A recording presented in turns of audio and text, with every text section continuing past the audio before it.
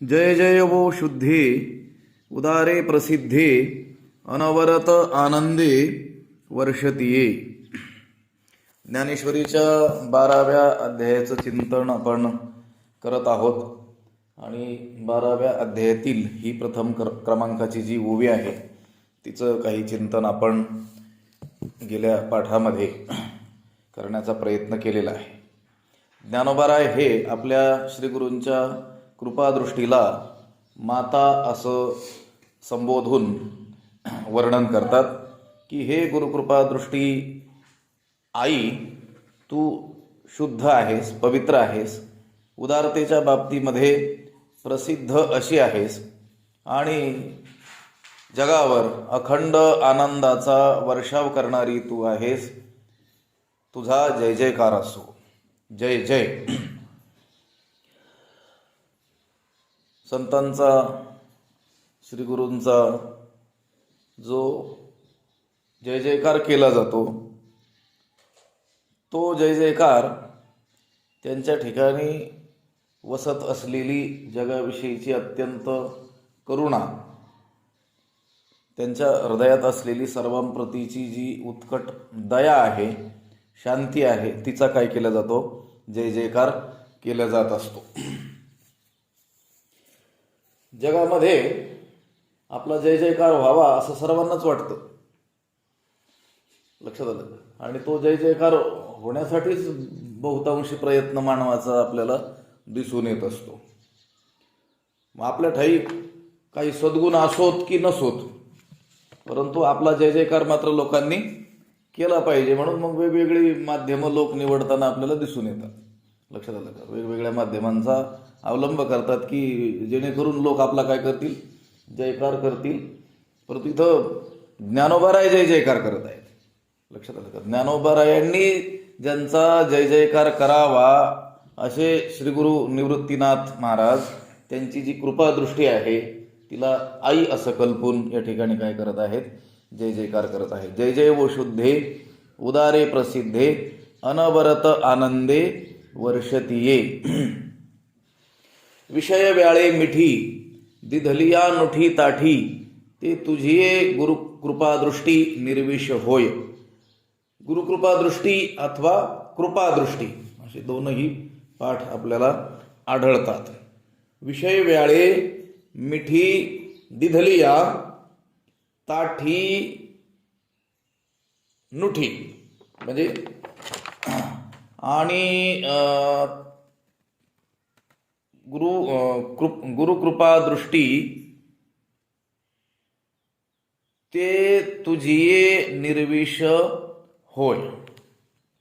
एवढा विचारार्थ असा होईल की विषय व्याळे मिठी दिधलिया, विषयरूपी सर्पाने मिठी दिल्यानंतर म्हणजे दंश केल्यानंतर, ताठी नुठी, ताठी शब्दाचा अर्थ आहे मूर्छा. जसं सर्पाने दंश केल्यानंतर ती सर्पबाधा झालेला जो व्यक्ती आहे त्याला ज्याप्रमाणे मूर्छा येते, त्याप्रमाणे या विषयरूपी सर्पाने दंश केल्यानंतर आलेली जी मूर्छा आहे त्या मूर्छेतून नुठी मनुष्य उठवू शकत नाही. ती झालेली जी विषबाधा आहे ते चढलेलं जे विष आहे ते उतरू शकत नाही. विषय व्याळे मिठी दिधलिया ताठी नुठी. विषयरूपी व्यालाने म्हणजे सर्पाने दंश केल्यानंतर आलेली जी मूर्छा आहे त्यामधून मनुष्य उठूच शकत नाही. त्याचं पर्यवसान मृत्यूतच होत असतं. हे जरी असलं तरी देखील परंतु हे कृपादृष्टी आई, ते तुझिये निर्विष होय म्हणजे ते तुझ्या योगाने काय होईल? तो मूर्छित झालेला मनुष्य, विषबाधा झालेला मनुष्य तो देखील काय होईल? काय होतो? विषरहित होतो. लक्षात आलं का? इथं विषयांना सर्प असं म्हटलेलं आहे. लक्षात आलं का? व्यवहारामध्ये आपण पाहतो की एखाद्या सर्पाने म्हणजे विषारी सर्पाने नागाने एखाद्या मनुष्याला काय केला, दंश केला, तर त्या विषाचा परिणाम म्हणून त्याला काय येते, मूर्छा येते, भोवळ येते, चक्कर येते, तो काय होतो, बेशुद्ध पडतो. आणि त्या बेशुद्धी अवस्थेतून तो काही बाहेर येऊ शकत नाही. जर आपण काही उपाय योजला नाही तर ते त्याला झालेली जी विषबाधा आहे त्या विषबाधेतून तो आपोआप काही निवृत्त होऊ शकत नाही. त्याला जी आलेली मूर्छा आहे, तो जो बेशुद्ध अवस्थेत गेलेला आहे, त्यातून तो आता मृत्यूनंतरच त्याची सुटका होऊ शकते. तसं ती झालेली जी विषबाधा आहे त्या विषबाधेतून तो निवृत्त होऊ शकत नाही. हां, काही त्याच्यावर जालीम असा काही उपाय असेल आणि तो तात्काळ योजला, विलंब न करता, वेळ न दवडता, तर क्वचित प्रसंगी तो विषबाधा झालेला मनुष्य वाचण्याची काय आहे, शक्यता आहे. परंतु आता जंगलामध्ये रानामध्ये जर त्याला काय झाली, विषबाधा झाली, आणि पूर्वीचा काळ आहे, साधनं जर उपलब्ध त्याला नेण्यासाठी नसतील, दळणवळणाची म्हणा किंवा संपर्क यंत्रणा नसेल, तर त्या विषबाधेतून त्याची सुटका होणं काही नाही आहे, शक्य नाही आहे. इथं सर्प म्हटलेलं आहे विषयांना. विषयरूपी सर्पाने दंश केल्यानंतर आलेली जी मूर्छा आहे त्या मूर्छेतून मनुष्य उठू शकत नाही. लक्षात आलं का? त्या सर्पाने, विषयरूपी सर्पाने जर विळखा घातला तर त्याला आलेली जी मूर्छा आहे त्यातून तो उठणं शक्य नाही आहे. पण हे गुरुकृपा दृष्टी रूपी आई माऊली, तुझ्यामुळे मात्र ते काय आहे, त्या मूर्छेतून उठणं ही काय आहे, शक्य आहे. तो निर्विष होतो ते तुझ्या कृपेनं. ते तुझी एक कृपादृष्टी किंवा तुझी एक गुरुकृपादृष्टी निर्विष होय. इथं विषयाला काय म्हटलेलं आहे, सर्प म्हटलेलं आहे. सर्पाची उपमा विषयांना दिलेली आहे. विषय म्हणजे शब्द, स्पर्श, रूप, रस, गंध असे काय आहेत, 5 प्रकारचे विषय आहेत. आणि या विषयामध्ये जो अडकलेला आहे, या विषयांनी ज्याला काय केलेलं आहे, वेढा टाकलेला आहे, या विषयांनी ज्या जीवाला काय केलेलं आहे, विळखा टाकलेला आहे, या विषयरूपी सर्पाने ज्यांना काय केलेलं आहे, दंश केलेला आहे, तो त्या आलेल्या मूर्छेतून उठणं काय नाही आहे, शक्य नाही आहे. आपण व्यवहारामध्ये उदाहरण आपण पाहिलं की सर्पाने दंश केलेला मनुष्य देखील त्या विषबाधेतून उत्तीर्ण होणं शक्य नाही आहे. त्याचप्रमाणे या विषयरूपी सर्पाने मिठी दिल्यानंतर म्हणजे विळखा घातल्यानंतर, त्याला दंश केल्यानंतर त्या आलेल्या मूर्छेतून तो मनुष्य उठू शकत नाही.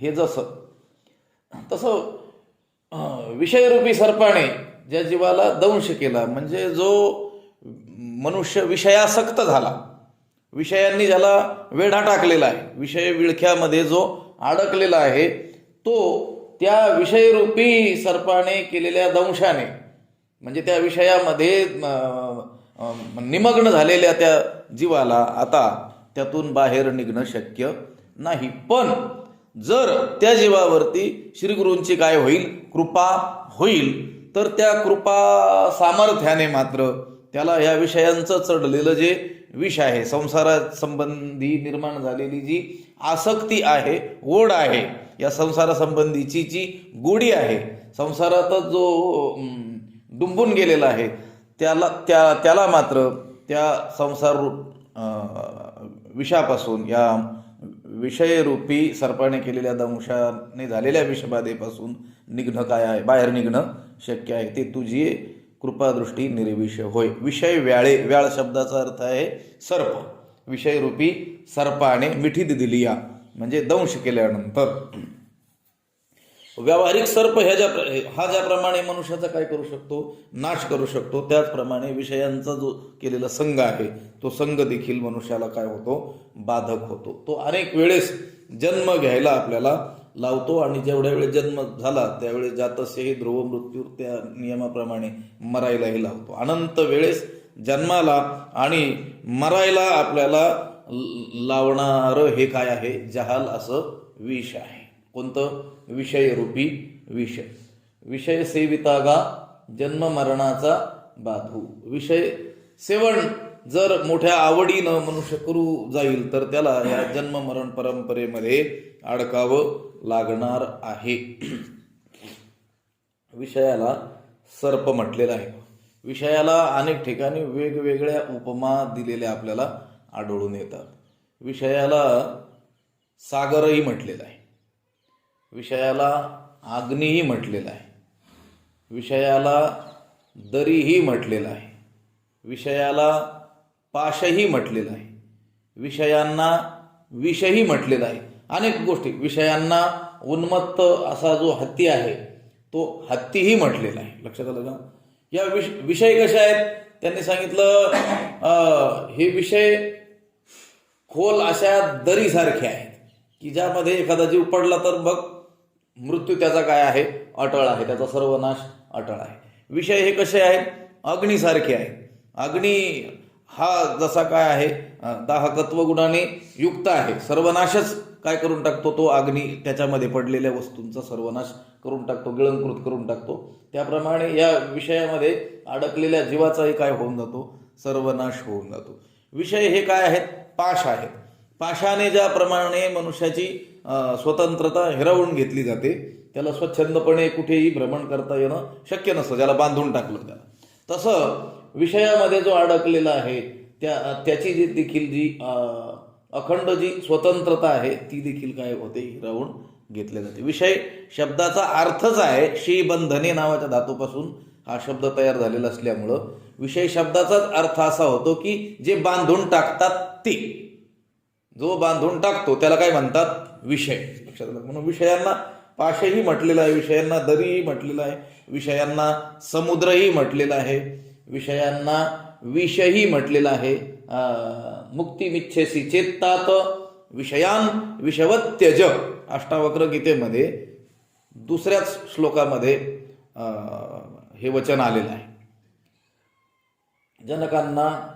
जनकांनी अष्टावक्र ऋषींना जो प्रश्न केला, मुक्तीविषयी काही विचारलं, त्यावेळेस उत्तर देताना जो आरंभ झाला तो हा श्लोक आहे की मुक्तिमिच्छेशी चेत्तात, हे प्रिय असलेल्या जनका, जर मुक्तीची तुला इच्छा असेल तर विषयान विषवत्यज, विषयांना विषाप्रमाणे काय कर, त्यागून दे. लक्षात आलं का? विषयांना काय समज तू? साक्षात विष समज.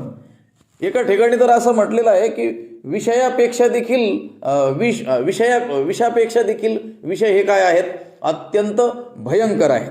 विष हे जीवाचा नाश करील यात काही संशय नाही, त्याची योजनाच त्याच्यासाठी आहे, सर्वनाश करण्यासाठी. विष सेवन केल्यानंतर मनुष्य मृत्युमुखी पडेल, त्याचा सर्वनाश होईल, यात काही शंका नाही. पण ते जे विष आहे, ते मारक असलेलं जे विष आहे ते एकदाच मारील. लक्षात आलं का? किती वेळेस मारील? एकदाच मारील. त्या विषप्राशन केलेल्या मनुष्याला, त्या जीवाला काय करील, एकदाच मृत्युमुखी ते पाडेल. पण हे विषय मात्र पुन्हा पुन्हा त्याला जन्माला यायला कारणीभूत ठरतील आणि पुन्हा त्याला काय करतील, मारतील. विषम समानम विषयो यकारात विषयो अधिकाः.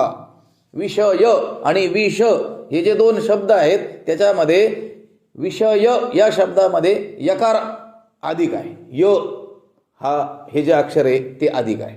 विष आणि विषय काय जास्त आहे, एकामध्ये य जास्त आहे. विषम समानम विषयो यकारात विषयो अधिकः, विषम एकाकिनम हंती विषयाश्च पुनः पुनः. पण त्या यकाराचा परिणाम एवढा मोठा आहे की विष हे एकदाच मारतं. विषम एकाकिनम हंती, एकदाच मारतं, ते एकट्यालाच मारतं. लक्षात आलं का? पण विषयाश्च पुनः पुनः, पण विषय जे आहेत ते मात्र त्या जीवाला पुन्हा पुन्हा जन्माला यायला लावून पुन्हा पुन्हा काय करणार, त्याला मारणार. विषय मनोविषा समान, तरी विषाहुनी विषय गहन, विषभक्षणे एकदा मरण, पुन्हा पुन्हा पतन विषयार्थी. नाथ महाराजांनी लिहिलं की विषय हे विषाप्रमाणे आहेत असं म्हणावं, तर त्या विषाहून विषय काय आहेत, गहन आहेत. कारण विषभक्षणे एकदा मरण, विष जर खाल्लं तर मरण किती वेळेस येईल, एकदा येईल, पण पुन्हा पुन्हा पतन विषयार्थी. पण विषयाचं सेवन करणारा जो आहे, सेवन करणाराच नाही, विषयार्थी विषयाची इच्छा करणारा जो आहे, त्याला देखील काय होईल, पुन्हा पुन्हा. प्रत्यक्ष विषय सेवन करणं हे तर त्याला पुन्हा पुन्हा जन्माला येऊन पुन्हा पुन्हा मारण्यासाठी कारणीभूत ठरेलच ठरेल. पण त्या विषयांचं केवळ केलेलं ध्यान, त्या विषयांची केवळ मनामध्ये बाळगलेली इच्छा, त्या विषयांप्रती मनामध्ये असलेलं आकर्षण, हे देखील आपल्याला पुन्हा पुन्हा जन्माला यायला, म्हणून तिथं विषयार्थी हा शब्द नाथरायांनी घातलेला आहे. लक्षात आलं का?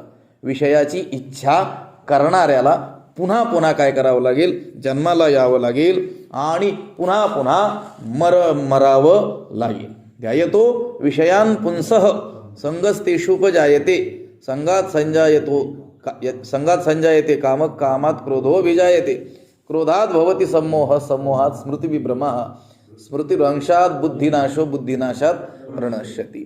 विषयांचं ध्यान करण्यापासून जीवाचा संपूर्ण नाश, प्रणश्यती पर्यंतचा जो प्रवास आहे तो त्या 2-3 श्लोकामध्ये वर्णन केलेला आपल्याला आढळून येतो. स्वभावे विषय दृष्टी पडता, तात्काळ मोह उपजे चित्ता, ऐका त्याची ही व्यवस्था घातकता वृत्तीची. अजून एका ठिकाणी तर असं म्हटलेलं आपल्याला आढळून येतं की विष हे प्रत्यक्ष सेवन केल्यानंतर आपल्याला मारतं. विष आपण डोळ्याने पाहिलं तर आपला काही घात होत नाही. ते विष पाहिलं, हातात घेतलं आणि मग आपण प्राशन केलं तर आपण काय होतो, मरतो, आपला घात होतो. पण विषयांना सेवन करण्याचीही आवश्यकता नाही.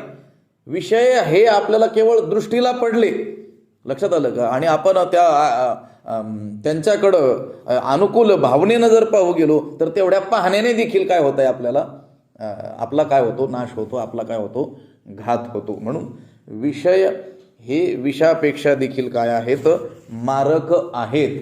भागवतामध्ये नाथरायांनी अजून एका ठिकाणी एका श्लोकाचं व्याख्यान करताना म्हटलेलं आहे, तस्माद उद्धव मा भुंक्ष्व विषयान असदिंद्रियैहि आत्माग्रहण निर्भातम पश्य वैकल्पिकम भ्रमम. विषयांची जे आसक्ती ते बाधक परमार्थ प्राप्ती. विषय सांडी सांडी निश्चिती परतोनी हाती नातळे. विषयांची जी आसक्ती आहे, विषय सेवन करण्याची मनामध्ये असलेली जी इच्छा आहे, ती परमार्थ प्राप्तीमध्ये काय आहे, बाधक आहे. म्हणून निश्चयाने त्या विषयांचा काय कर, त्याग कर, असं त्यांनी सांगितलेलं आहे. विषय राखिले परमान्न, ते ग्रास मात्र हरिप्राण.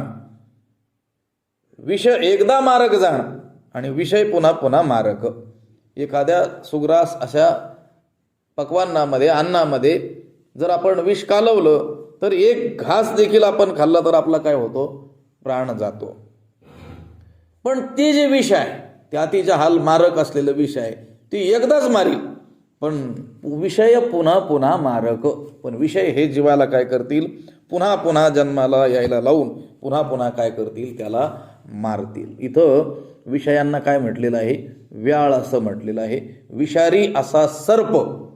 विषय म्हणजे जणू विषारी असलेला सर्प, अत्यंत जहाल ज्याचं विष आहे. त्या हिंदीमध्ये असं म्हणतात ना, काटे तो पाणी न मागे. लक्षात आलं का? एखादा साप चावला तर पाणी देखील म्हणू देत नाही मुखाने. लक्षात आलं का? काही कमी विषारी सर्प असेल तर दंश झाल्यानंतर त्याच्या अंगाचा होणारा जो दाह आहे, त्याचं शरीर जे तप्त होणार आहे त्या विषाच्या प्रभावाने, तर तो कमीत कमी प्यायला काय मागेल, पाणी मागेल, पाणी पिण्याचा प्रयत्न करील, मुखाने मागेल. पण काही अत्यंत विषारी असलेले जे सर्प असतात, एक सेकंदाहूनही कमी काळ त्याने केवळ दंश करण्याचा अवकाश की याचा प्राण गेलाच म्हणून समजा. असा अत्यंत विषारी असलेला सर्प, विषय म्हणजे जणू तो सर्प आहे. विषय व्याळे मिठी, आणि त्याने जर आपल्याला मिठी दिली म्हणजे त्याने जर आपल्याला वेढा टाकला, त्याने आपल्याला जर दंश केला तर दिधलिया, विषय व्याळे मिठी दिधलिया ताठी नुठी. कारण तात्काळ त्या जीवाला काय येणार, मूर्छा येणार, तो मूर्छित होणार, बेशुद्ध पडणार, आणि त्या बेशुद्धी अवस्थेतून तो आता शुद्धीवर येणार नाही, तो मरणपंथालाच लागलं म्हणून समजा. नुठी, उठू शकत नाही. लक्षात आलं का? मनुष्याला मूर्छित करणारे अनेक प्रसंग आहेत, अनेक घटना आहेत, अनेक अशा काही वस्तूही आहेत, पण त्या मूर्छेतून मनुष्य बाहेर येऊ शकतो. या डोक्यावरती कोणी जर आघात केला तरी देखील मनुष्य काय होतो, बेशुद्ध पडतो. लक्षात आलं का? पण काही काळानंतर काय येतो, शुद्धीवर येतो. काही औषध उपचाराने येतो, किंवा काही काळ गेल्यानंतर आपोआपच काय होतो, तो शुद्धीवर येतो. आता काही लोक ते काही मोठ्या आजाराने म्हणा, काही आघाताने म्हणा, कशात जातात, कोमात जातात. लोक म्हणतात ना, तो कोमात आहे. कोमात आहे म्हणजे तो मूर्छा अवस्थेत गेलेला आहे. किती दिवस, 6 महिने झाले म्हटले, काय तो कोमात आहे, त्याला त्या ICUमध्येच ठेवलेला आहे. पण अशा कोणत्याही मूर्छा अवस्थेतून मनुष्य दीर्घकालीन औषधोपचाराने क्वचित प्रसंगी काय होऊ शकतो, शुद्धीवरती येऊ शकतो, उठू शकतो. पण इथं मात्र नुठी, काय शब्द वापरला, नुठी, न उठी. लक्षात आलं? ताठी शब्दाचा अर्थ आहे मूर्छा, बेशुद्ध अवस्था. कधी येणारी ती, या विषयरूपी सर्पाने मिठी दिधलिया, विषयरूपी सर्पाने जर त्या जीवाला विळखा टाकला, दंश केला, तर त्या जीवाला येणारी जी मूर्छा आहे त्या मूर्छेतून तो नुठी. लक्षात आलं का? आपण आता ज्या सर्पाचा उल्लेख केला की अत्यंत जहाल असलेला जो सर्प, की त्याने दंश केल्या क्षणीच तो मनुष्य पाणी देखील असं त्याला मुखाने न म्हणता येत नाही, आणि तो काय होतो, बेशुद्ध अवस्थेत जातो, आणि त्या बेशुद्ध अवस्थेतून मग नंतर तो मृत्युमुखी पडतो. पण असा अत्यंत जहाल जरी सर्प असला आणि त्या सर्पाच्या दंशाने एखादा जीव जरी बेशुद्धीमध्ये गेलेला असला, बेशुद्ध अवस्थेमध्ये, तरी देखील असा काही सामर्थ्यवान एखादा मनुष्य असू शकतो की त्याला त्या विषबाधेतूनही काय करू शकतो, मुक्त करू शकतो. अत्यंत जहालातील जहाल विष धारण करणारा जो सर्प आहे, आणि त्याने केलेला जो दंश आहे, त्या ज्याला सर्पदंश अशा प्रकारचा झालेला आहे, त्याला देखील एखादा मनुष्य काय करू शकतो, त्यातून बाहेर काढू शकतो. पण त्याच्या अंगी तसं सामर्थ्य असेल तर. मणी, मंत्र, औषध इत्यादिकांची योजना आपल्या भारतीय परंपरेमध्ये संकटातून बाहेर येण्याकरिता केलेली आपल्याला आढळून येते. मणी, काही विशिष्ट प्रकारचे काय असतात, मणी असतात. लक्षात आलं का? तो मणी तिथं लावला की काय होऊन जाते, विषबाधा त्याची निवृत्त होते, विष ते शोषून घेतात. मंत्र, मननात त्रायते यस्मात तस्मान मंत्र प्रकीर्तितः, ज्याचं मनन केलं असता संकटातून जे आपल्याला जो आपल्याला सोडवतो त्याला काय म्हणतात, मंत्र. असे मंत्र सिद्ध केलेलेही काही लोक असू शकतात, किंवा औषध. लक्षात आलं का? जुन्या काळामध्ये असे काही लोक असायचे की ज्यांच्या ठाई मंत्र सामर्थ्य असायचं, आणि कशाही प्रकारची बाधा, मग ती भूतबाधा, प्रेतबाधा असेल किंवा विषबाधा असेल, त्यातून ते लोक काय करायचे, निवृत्त करायचे.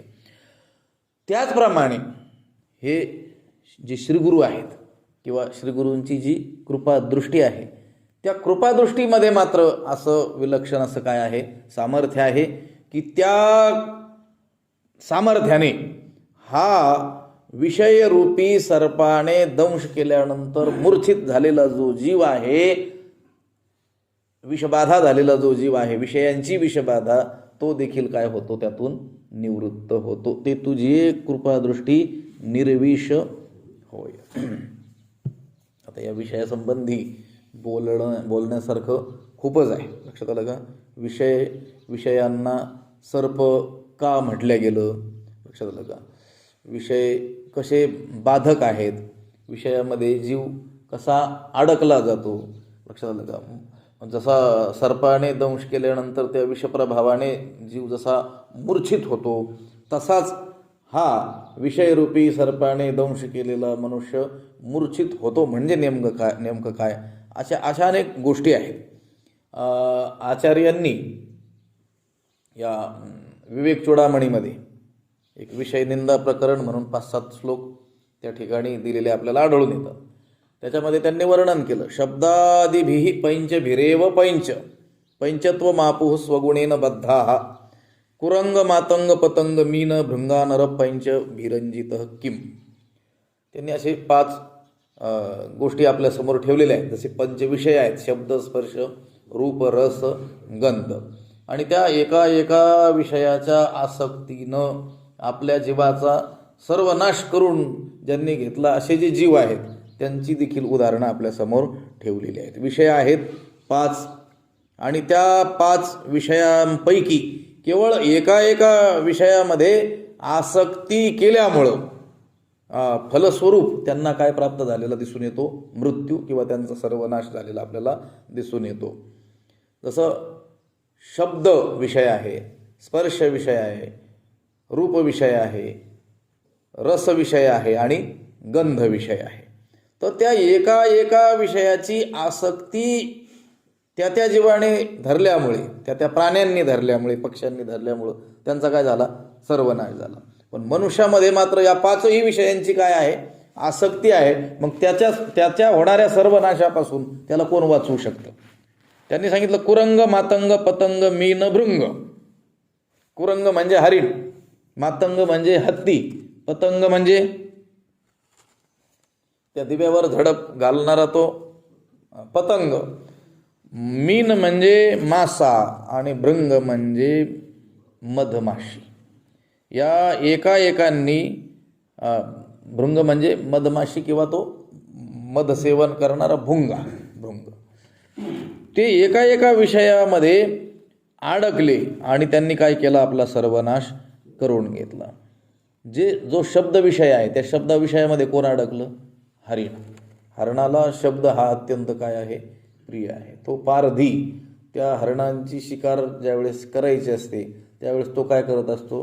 ती काहीतरी त्याच्याकडे असलेलं जे वाद्य आहे ते काय करतो? वाजवतो. आणि त्या वाद्यातून निघणाऱ्या स्वरांकडं आकर्षित होऊन ती हरणं काय होतात? तिथं जमा होत असतात. लक्षात आलं का?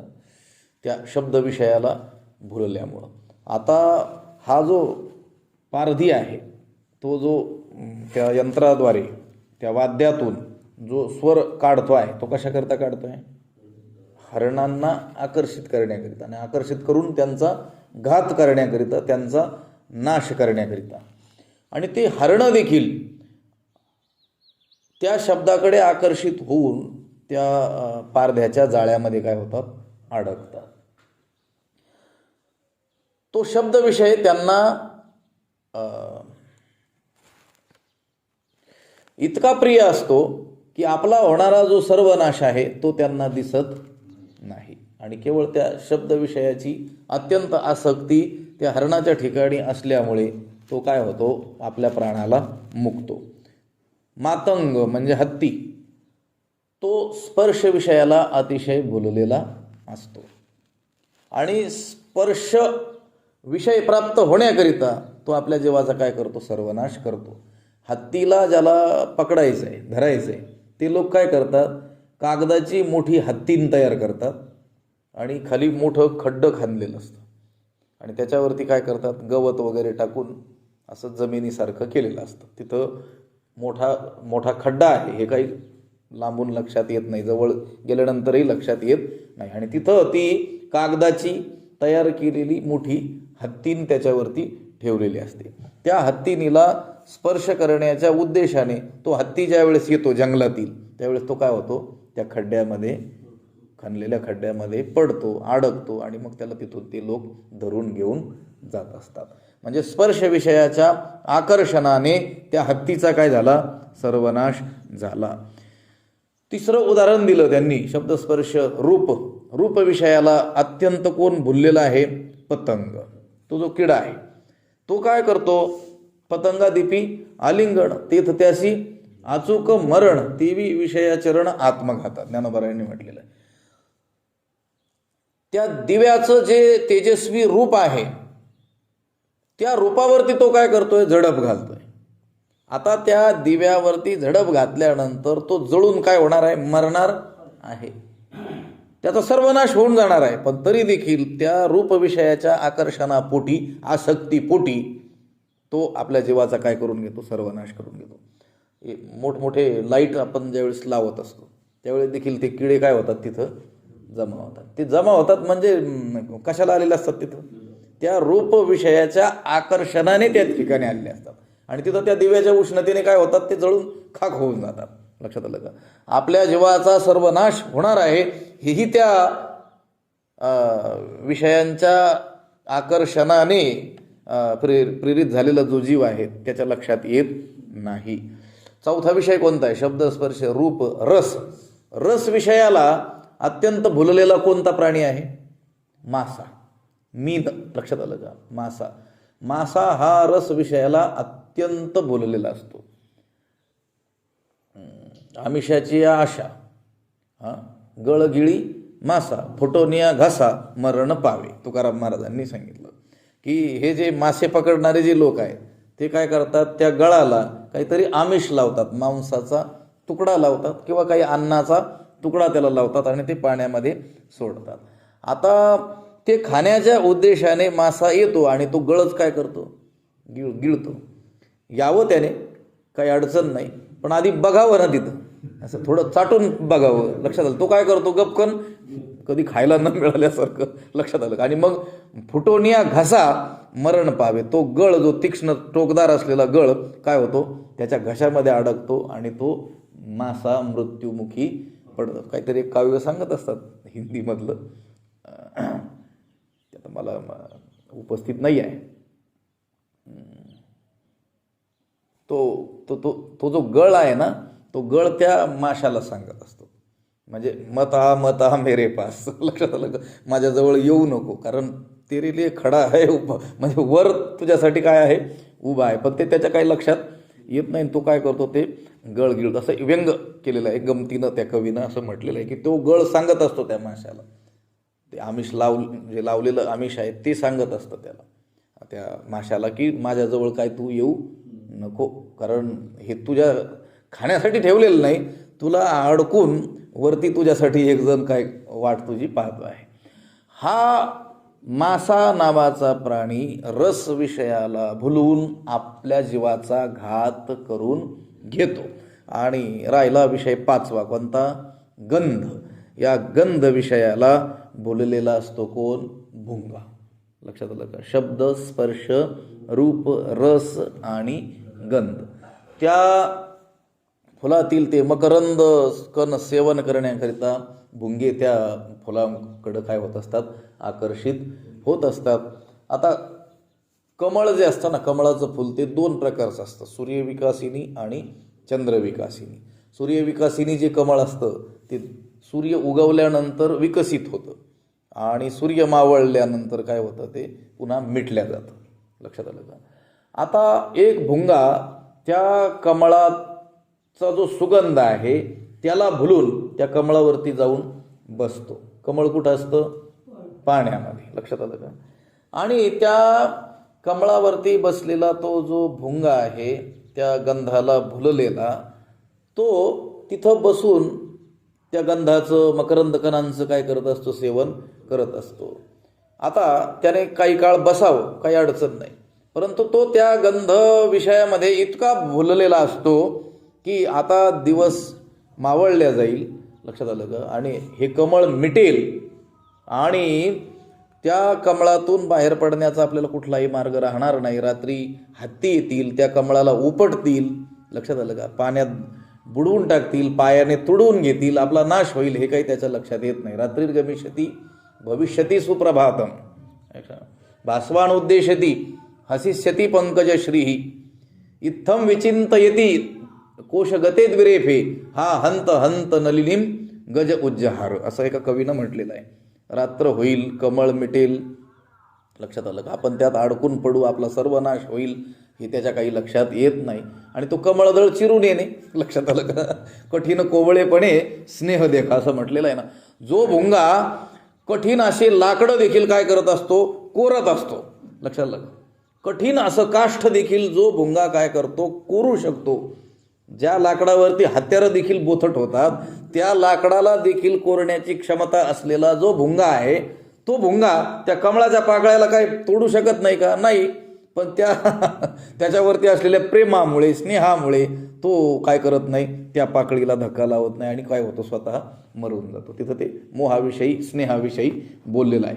मला सांगायचं, या गंध विषयाच्या आकर्षणाने, गंध विषयात अडकलेल्या त्या भुंग्याचा काय होतो, सर्वनाश होतो. या 5 विषयांनी, या 5 प्राण्यांचा काय केलेला आहे, नाश केलेला आहे. पण त्या प्राण्यांमध्ये एकाच विषयाचं काय आहे, आकर्षण आहे. आपण पाहिलं ना, शब्द, स्पर्श, रूप, रस, गंध. शब्दामध्ये बोललेला कोण, कुरंग म्हणजे हरिण. पण त्याला स्पर्शविषयाची हत्ती इतकी आसक्ती आहे का? रसविषयाची तेवढी आसक्ती आहे का त्या माशा इतकी? गंध विषयाची त्या भुंग्या इतकी आसक्ती आहे का? नाही. त्याच्यामध्ये तीव्रतर आसक्ती आहे कोणत्या विषयाची, शब्द विषयाची. लक्षात आलं का? बरं, स्पर्श विषयाची आसक्ती असलेला जो हत्ती आहे त्याला आता गंध विषयाची आसक्ती आहे का त्या भ्रमरासारखी? लक्षात आलं का? किंवा शब्द विषयाची आसक्ती आहे का त्या हरणासारखी? नाही. एकाच विषयाच्या आकर्षणाने त्या एका प्राण्याच्या जीवनाचा काय झालेला आहे, सर्वनाश झालेला. पण माणसामध्ये मात्र 5ही विषयांचं आकर्षण आहे. लक्षात आलं का? मग त्याचा सर्वनाश होणार नाही का? लक्षात आलं का? म्हणून इथं म्हटलेलं, विषय व्याळे मिठी दिधलिया.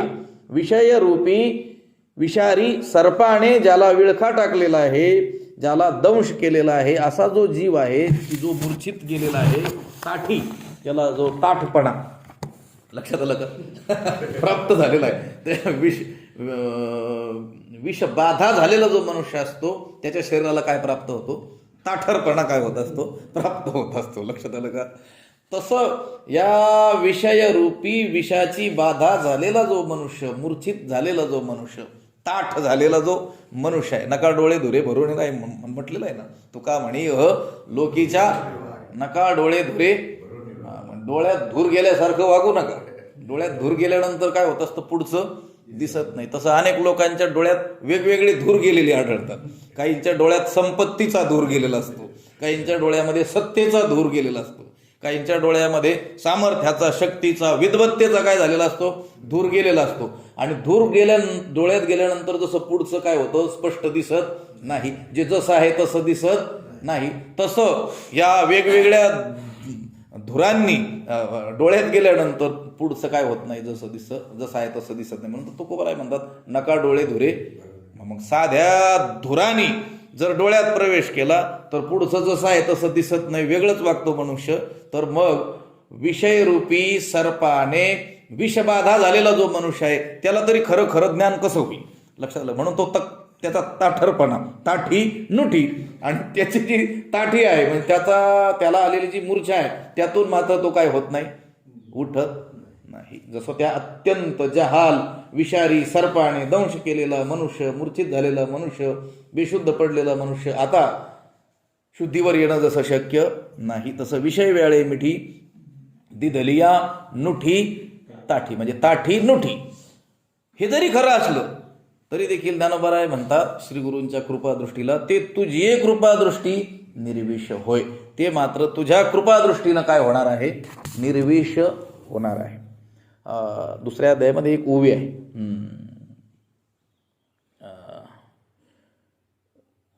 भगवंताला बोलताना ते असं म्हटलेलं आहे की श्री हरी गारुडी पातला की, ऐका दुसरा अध्याय आहे का तिथे काढा, जो दृष्टी सवेची विष फेडी. लक्षात, त्याची सुरुवात काय, ऐक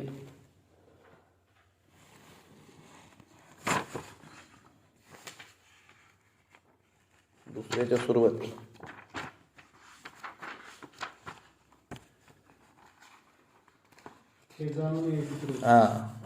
हे तो श्री हरी गारुडी पात. किती ओवी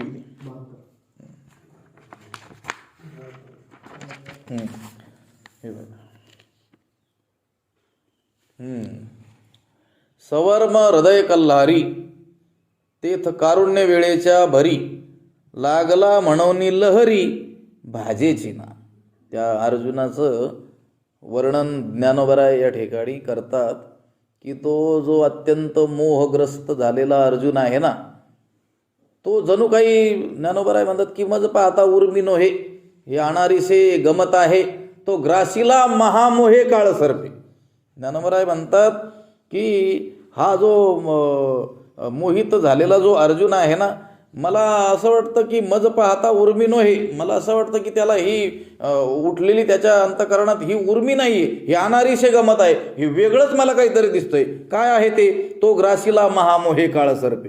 तो अर्जुन महामोहरूपी काळ सर्पाने काय केलेला आहे? दंशित झाले, ग्रासलेला आहे. लक्षात आलं का?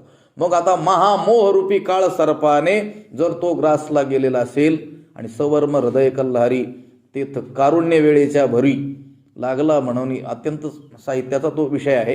कारुण्य वेळ, लक्षात आलं का? अत्यंत विषारी सर्प देखील जर सायंकाळच्या वेळेस चावला तर मात्र जगण्याची काय नाही, शक्यताच नाही. तो सकाळच्या वेळेस चावला तर एक वेळेस त्यातून वाचण्याची काय आहे, शक्यता आहे. दुपारच्या वेळेस चावला तर काय आहे, एक वेळ वाचण्याची शक्यता. पण जो संधी काळ आहे, लक्षात आलं का? दिवस आणि रात्रीचा मधला जो काळ आहे, सायंकाळ संध्याकाळ, त्यावेळेस जर चावला तर मात्र ते विष काय उतरवणं शक्य होत नाही. तर ते म्हटले कारुण्य वेळेच्या भरी. त्याला ती करुणता उत्पन्न झाली होती ना, ती कारुण्य वेळ ही जणू सायंकाळ, आणि त्या सायंकाळी चावलेला आहे महामोहरूपी काळ सर्प. आणि म्हणून लागला म्हणून लहरी भाजेची ना, म्हणून तो या शुद्धीवर येणं शक्यच नाही. पण हे जाणून ऐसी प्रौढी जो दृष्टी सवेची विष फेडी, तो धावया श्री हरी गारुडी पातला की. श्रीहरी म्हणजे श्रीकृष्ण परमात्मा हा कोण आहे? जणू गारुडी आहे. आणि तो धावला म्हणजे धावून आला. लक्षात आलं का? पण तो गारुडी कसा आहे? आता मंत्र म्हणेल की तो त्याचं डमरू वाजवेल का, त्याच्याकडे असलेलं काही मणी त्या ठिकाणी लावेल का, काही औषध योजना करील? नाही. तो असा गारुडी आहे की त्याला आता मंत्र उच्चारण्याची आवश्यकता नाही, मण्याची आवश्यकता नाही, औषध योजनेची आवश्यकता नाही. केवळ त्याने पाहिलं दृष्टी सवेची विषफेडी. त्याने आता त्याच्याकडे जर पाहिलं कृपा दृष्टीनं, कोणी? श्री हरी गारुड्याने. कोणाकडं? या महामोहरूपी काळसर्पाची बाधा झालेल्या अर्जुनाकडं. तर तो काय होणार आहे? विषमुक्त होणार आहे. म्हणजे पुढं भगवंत जो ज्ञानाचा उपदेश करणार आहे त्या संबंधी ज्ञानोबरायांचं हे बोलणं आहे की भगवंत आता अर्जुनाला उपदेश करील म्हणजे नेमकं काय? तर त्याला झालेली ही विषबाधा आहे, ती विषबाधा उतरवणार आहे. महत्वाचा तिथं शब्द आपल्यासाठी आता आवश्यक आहे की दृष्टी सवेची विषफेडी. केवळ दृष्टी सामर्थ्यानेच काय करणार? त्या विषबाधेतून त्याला मुक्त करणार आहे. मग तसेच हे श्रीगुरु देखील आहे, ते तुझी कृपा दृष्टी निर्विष होय. लक्षात आलं का?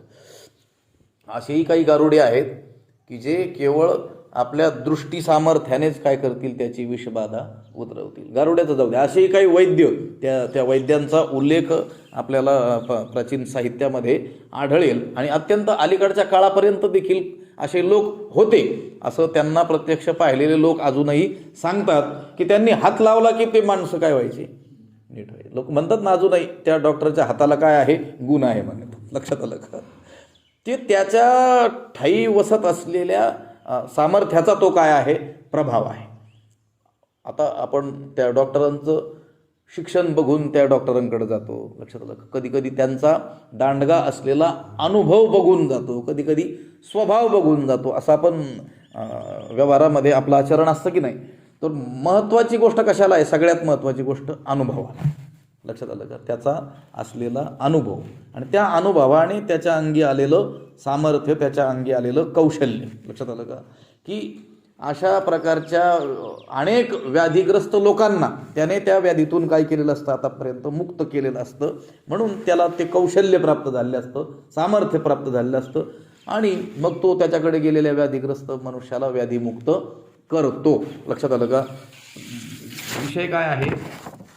औषधांची योजना करून विषमुक्त करणारा ठीक आहे, तोही श्रेष्ठच आहे, कारण विषातून काय झालं पाहिजे, उत्तीर्ण होणं काय आहे महत्वाचं आहे. मण्याची योजना करून विषबाधा दूर करणारा तोही काय आहे उपकारकच आहे, कारण विषमुक्त होणं हा आपला काय आहे उद्देश आहे. मंत्राची योजना करून आपल्याला विषबाधेतून मुक्ती देणारा तोही काय आहे मान्यच आहे. पण असाही एखादा सामर्थ्यवान असेल की जो काय करेल, केवळ पाहिल्याबरोबर काय करणार, त्याला काय करणार विषमुक्त करणार.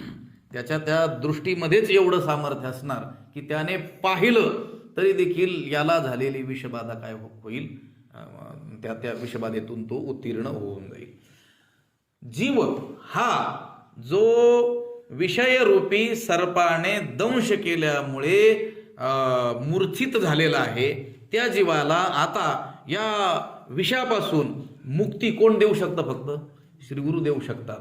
आणि ते श्रीगुरु देखील फार अशी काही मोठी उपाययोजना करून त्याला ते विषमुक्त करतील असं नाही, त्यांच्या त्या कृपा दृष्टीतच तेवढं सामर्थ्य आहे. मग जीवाने काय करावं लागेल, जीवाने त्यांच्या सानिध्यात जावं लागेल आणि त्यांची कृपादृष्टी आपल्यावरती व्हावी यासाठी काही उपाय करावे लागतील. लक्षात आलं. विषय व्याळे मिठी दिधलिया नुठी ताठी, ते तुझी कृपादृष्टी निर्विष होय. थांबावं लागेल. पुंडलिक वरदा.